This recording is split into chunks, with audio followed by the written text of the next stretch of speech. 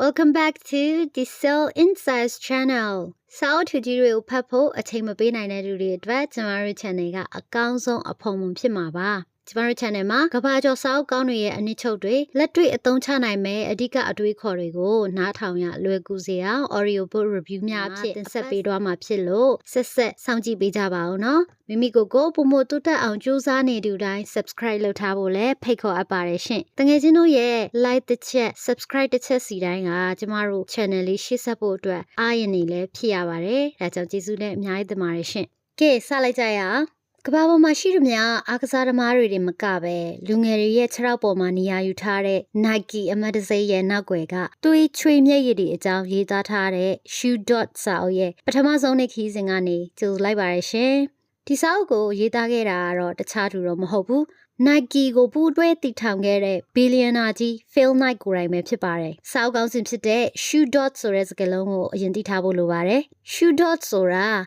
Panadian Gambombo, Tolopo, Yang Tabo Dwa, Mimi, a Tawinning over Pong Obi, Yumumu, a Lolo Tare Dudu, Koraba. Balole or Ki Jani Pinilole.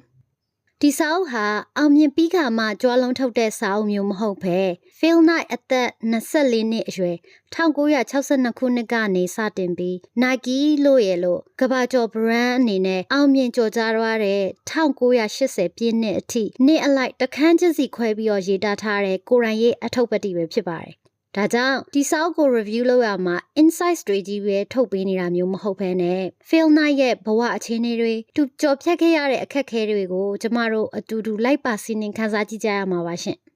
Naki people labo, Jama Yogi, tomorrow yes, Salai Georgie, Phil Night, Sane Satane, go ye go re a jango, a genti taburo lubare. Phil Naga, a Pierre Matia is Sadan, Siwa Salo Kere, Nandishin the Alpibare. Tuga, Oregon Tagatoma, ta let a Pierre Matia Pikebiroma, do ye nipia or now by Naki or to do the town me, Siaji, Bill Bower Mamabe. A Pierre Machete to a Panaganta yeta mogo to go right a tuire atariani tinigerava. Eddie now stand for William Tagatoma and be it the Niroma, Yigea Saranda Kugani, Japan up Panadrigo, American doing Almianaimala or crazy idea the cool Satin Yashigera Pipare. Luriga do, Yazagabio Gabi, Lumu Johnson, extrovert, counts on the Dialo Tinjabi Medicare, feel like her, ACC need a be shut the introvert de Albare. To her Salo Shamu, Ponquebo, to a Nemare, Nigamyama, a Meji, a Mieta Tare, two Tare, Shibare. A sawine blue ribbon Galadonga, Panayone, in Azuzi Malonalo, the Pama seeing I low, the Pama, Takado Gole, seeing I para Yabjare, sea a low pine, Ngani Georgia, alone a coup behind low biroma, the Sakearava.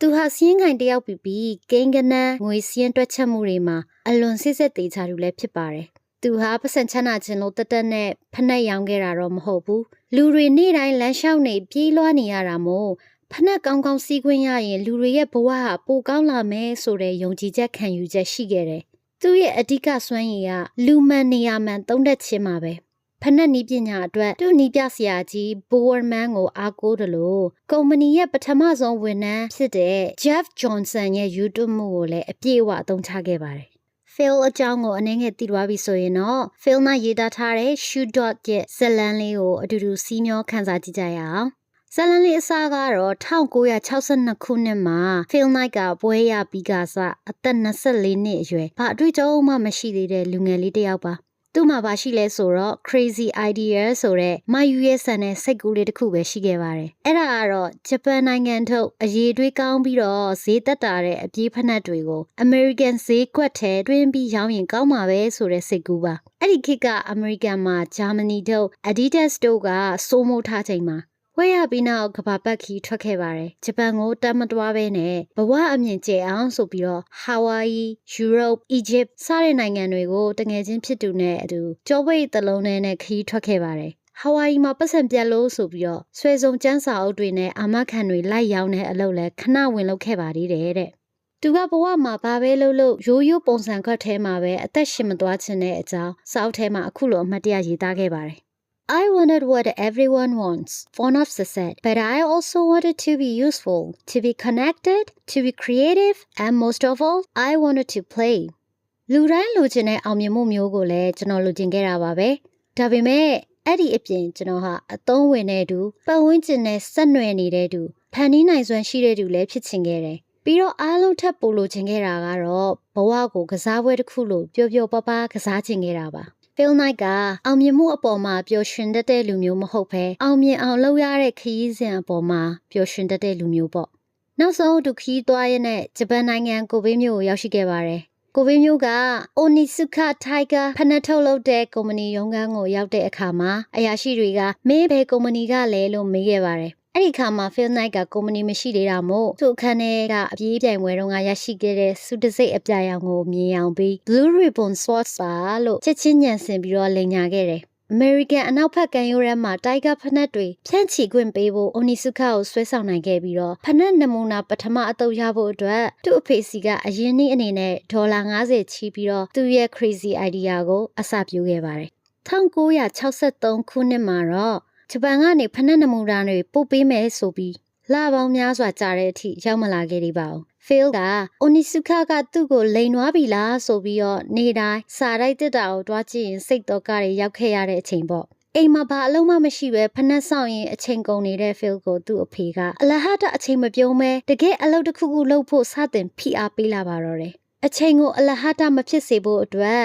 နာမည်ကြီးစည်ရင်းကိုင်လုပ်ငန်းတစ်ခုမှာအလုပ်ဝင်ခဲ့ပါတယ်ဒီတော့တွင်သူဟာစာဖတ်ခြင်းကိုအပြင်းထန်လဲလုပ်ခဲ့ပါသေးတယ်အထူးသဖြင့် Alexander the Great, Julius Caesar စတဲ့ကမ္ဘာကျော်စစ်တူကြီးတွေရဲ့ဗျူဟာတွေကိုလေ့လာရင်းနဲ့စီးပွားရေးလုပ်ငန်းဆိုတာစစ်ပွဲတစ်ခုလိုပဲလို့နှိုင်းယှဉ်တွေးတောခဲ့ပါတယ်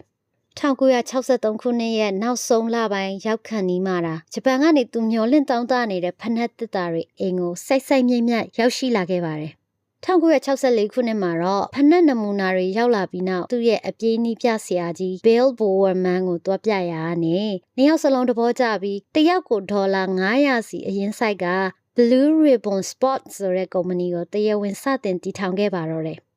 ရှောက်လာတဲ့ဖနက်တွေကို Phil အိမ်ကကားကိုရောင်ထဲမှာပုံထားပြီးအပြေးပြိုင်ပွဲတွေရှိတဲ့နေရာတွေကိုကားနဲ့ပတ်မောင်းလို့ဖနက်လိုက်ရောင်းခဲ့ပါတယ်တဲ့Phil Hawaii မှာငွေပြက်လို့အာမခံလိုက်ရောင်းတော့ကရှက်ကူရှက်ကန်ဖြစ်ခဲ့ပေမဲ့ဖနက်ရောင်းတဲ့အခါကျတော့သူကိုယ်တိုင်ပြေးတာကိုမျက်နှိုးတဲ့အတွက်ကြောင့်ရောင်းရတယ်ဆိုတဲ့ခံစားချက်မျိုးမရှိတော့ဘဲနဲ့ယုံကြည်ချက်ကိုမျှဝေတာမျိုးဖြစ်သွားပြီးတော့3လအတွင်းဖနက်အားလုံးရောင်းကုန်သွားပါတယ်တဲ့လေဖနက်တွေထပ်မှာဖို့ငွေလိုလာတဲ့အခါကျတော့ First National Bank of Oregon ကိုငွေချီးဖို့ရန်အတွက်ကြိုးစားပါလေရောဘဏ်က Phil ရဲ့လုပ်ငန်းလည်ပတ်ပုံက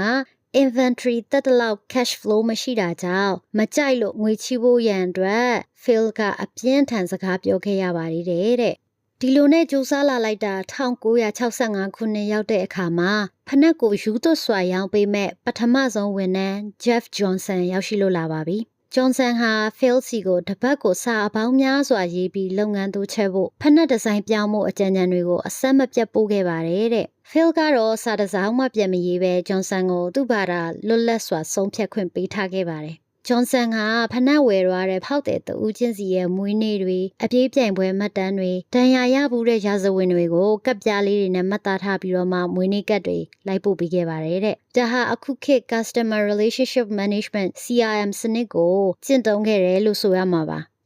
သူတို့တွေဟာစီးပွားရေးလုပ်နေကြတာထက်ဖနက်နဲ့ပြေးခြင်းအပေါ်မှာအောက်ခြေတိတိယူသွခဲ့ကြတာဖြစ်ပြီးတော့အဲ့ဒီစိတ်ဓာတ်ကိုစောက်ထဲမှာအခုလိုထိထိမိမိလေးဖော်ပြထားပါတယ်We didn't think of it as a job or a career. It was a mission, a calling.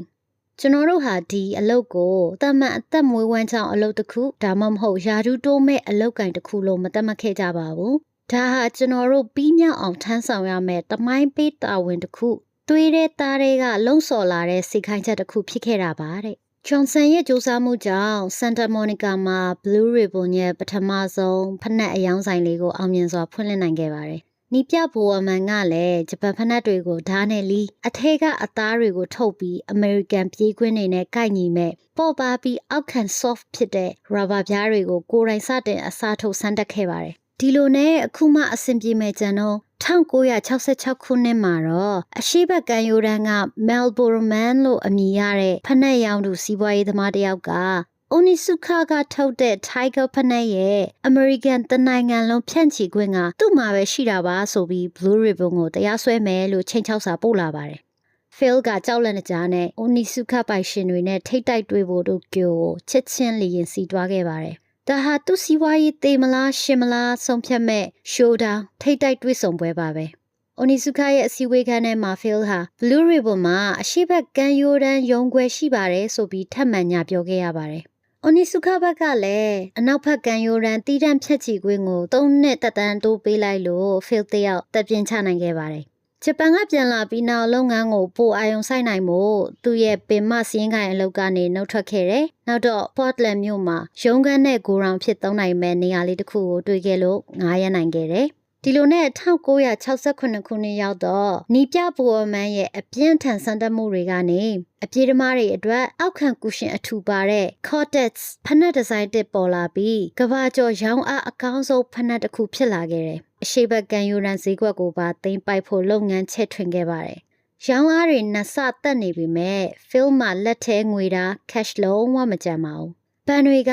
risk အရန်များတယ်ဆိုပြီးတော့ချင်းငွေတွေထပ်ပေးဖို့ညှင်းဆန်လာတာကြောင့်ငွေကြေးအကျက်တဲလဲအကြီးအကျယ်စတင်ခဲ့ပါတယ်။ဒါကြောင့်မဲ Phil နဲ့ partner တွေဟာလစာအနှဲငယ်ပဲယူပြီးရရမြအမျက်ငွေအားလုံးကိုဂျပန်ကနေဖနက်တွေထပ်မှာဖို့ကိုပဲလက်ပတ်ငွေအဖြစ်ရာနှုန်းပြည့်ပြန်ထည့်ခဲ့ကြပါတယ်တဲ့။1968ခုနှစ်ရောက်တော့ဘဏ်ကငွေထက်မချေးတယ်လို့မိမိကိုယ်တိုင်လည်းလစာမယူနိုင်တာကြောင့်ငွေကြေးအဆင်ပြေဖို့ Portland State တက္ကသိုလ်မှာစီးရင်ခိုင်ပညာညပိုင်းကတိကအလုံးအနေနဲ့ဝင်လုပ်ခဲ့ရပါတယ်တဲ့။အဲ့ဒီအတန်းတွေကထူးချွန်ပြီးအလှဆုံးကျောင်းတို့လေး Penny Parks ကိုတော့တီးထားမိပြီး Blue Ribbon မှာစီးရင်ကိုင်အကူအညီပေးဖို့ငားရမ်းခဲ့ပါတယ်။မကြခင်မှာပဲ Penny နဲ့ချစ်ကြိုက်ခဲ့ကြပြီးလက်ထပ်ခဲ့ကြပါတယ်။ Penny ဟာတူစုထားတဲ့ငွေကြေးတွေအပြင်စိတ်ဓာတ်ပိုင်းဆိုင်ရာပါ Blue Ribbon အတွက်ပုံအောပြီးကူညီပေးခဲ့ပါတယ်။တာဦးလေး Matthew ကိုလည်းဒီနှစ်ထဲမှာပဲမွေးဖွားခဲ့ပါတယ်။အိမ်အောင်ပြုပြီးနောက် Phil ကပိုမိုရင့်ကျက်တဲ့ခေါင်းဆောင်တူဖြစ်လာပြီးတော့ဝန်ထမ်းတွေအပေါ်မှာ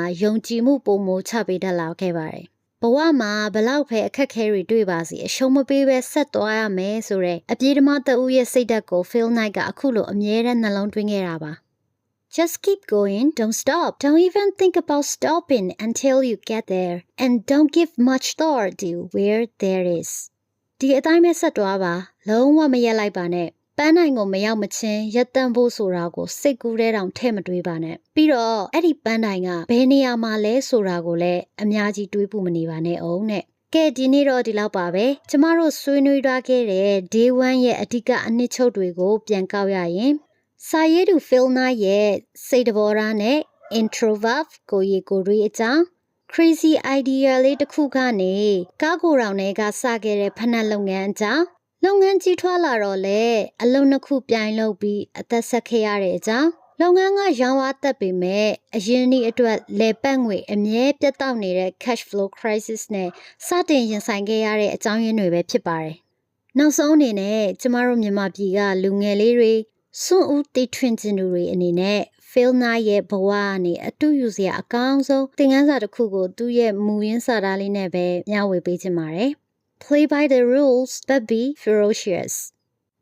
စီကံတွေကိုတော့လိုက်နာပါဒါပေမဲ့မင်းရဲ့ရည်မှန်းချက်အပေါ်မှာတော့အပြင်းထန်ဆုံးစိတ်ဓာတ်နဲ့ယူသွတ်ထိုးဖောက်လိုက်ပါတဲ့ဟုတ်ကဲ့ပါရှင်မနက်ဖြန် Day 2မှာတော့ဂျပန်ကုမ္ပဏီ Onizuka Tiger ရဲ့သစ္စာဖောက်မှုကိုခံရပြီး Nike ဆိုတဲ့ကိုယ်ပိုင် brand ဘယ်လိုခက်ခက်ခဲခဲမွေးဖွားလာမလဲဆိုတာကိုဆက်လက်နားဆင်ကြရအောင်ပါကျေးဇူးများတင်ပါတယ်ရှင် See you soon bye bye